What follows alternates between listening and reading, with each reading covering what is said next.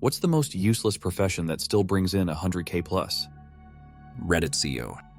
Actually, I would say 100K is about the right salary for that job. It's when it pays $30 million plus that you know there's a problem. Now, when someone like Sam Altman stands to make over $400 million from the Reddit IPO, then we might need an explanation of exactly what he did at Reddit that has added enough value to the world to justify that payout.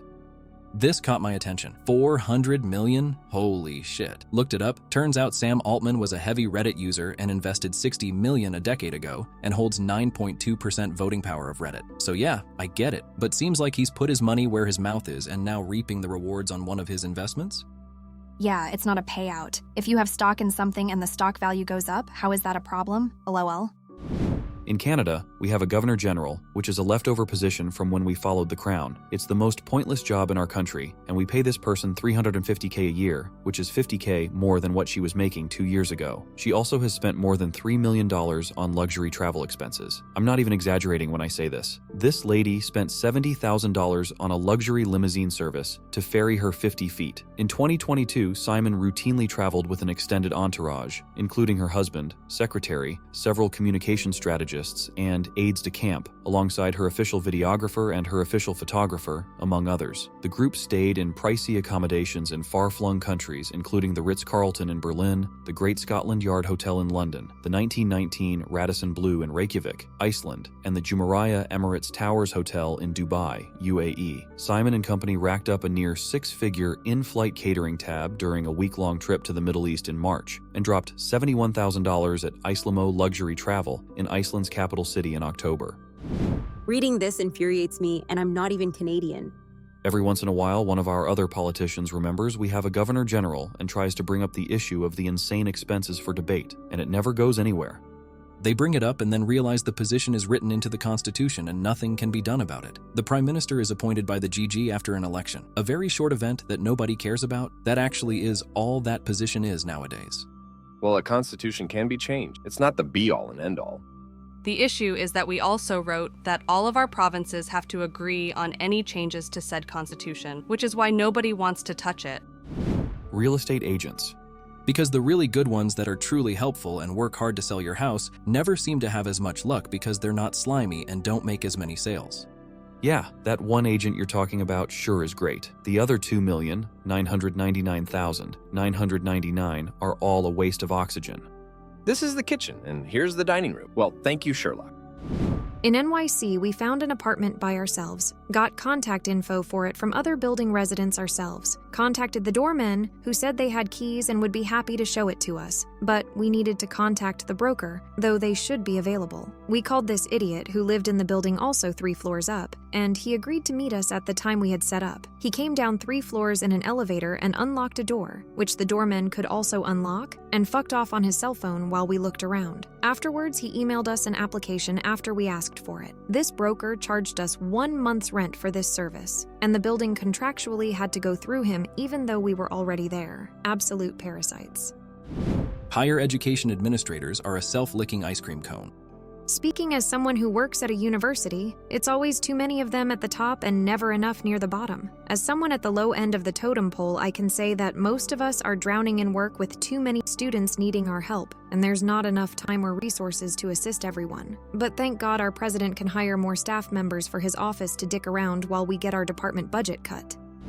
Guy. I took a class from an undergrad, became head of department, then dean of humanities. Really nice, huge office at the top of the building, more like an office compound. The room he was in with his desk, plus a storage room, a kitchen, a meeting room, and like 2 or 3 other rooms for who knows what. He didn't do shit. Had a receptionist in the lobby of the office, she didn't do shit. Nice guy, but his job was BS. Just going to fundraisers and stuff, and sometimes just not going, busy with dean shit. The university isn't hurting for funds, but it's like, man, they put their TAs and associate profs in basements with no windows. Priorities.